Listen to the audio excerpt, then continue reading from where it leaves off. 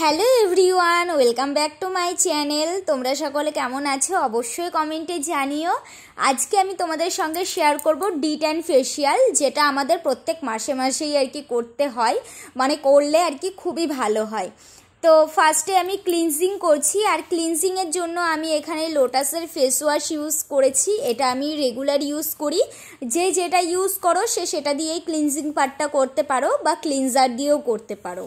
তারপরে আমি এখানে যেটা ইউজ করেছি সেটা হচ্ছে স্ক্রাবারটা খুব ভালো করে ম্যাসাজ করতে হবে, আর ম্যাসাজের স্টেপগুলো খুব ভালো করে ফলো করতে হবে।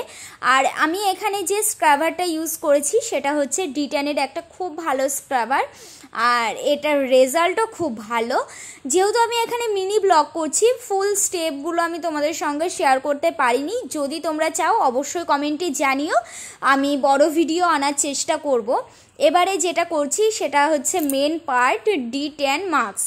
তো এটা আমি ভালো করে অ্যাপ্লাই করেছি ফেসে, এবং 20 থেকে 25 মিনিট পর্যন্ত এটা আর কি ফেসে ছেড়ে দিয়েছিলাম।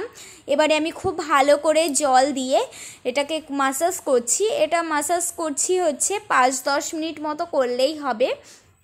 আর এখানে আমি কিন্তু নর্মাল ওয়াটার ইউজ করেছি, কোনো রকম আর কি কোনো কিছু মেশানো ছিল না। তো যাই হোক, ভালো করে ম্যাসাজ করার পরে আমি ওয়াশ করে নিয়েছি। আর এখানে ফ্রুটের একটা ম্যাসাজ ক্রিম দিয়ে আরও ভালো করে আর কি ম্যাসাজ করছি। আর ম্যাসাজ ক্রিমের স্টেপগুলো খুব ভালো করে ফলো করতে হয়, কারণ ম্যাসাজ ক্রিমের স্টেপগুলোই মেন। তো যাই হোক, দেখো আগের স্কিন আর এখনকার স্কিন কেমন লাগছে অবশ্যই জানিও। তো টাটা।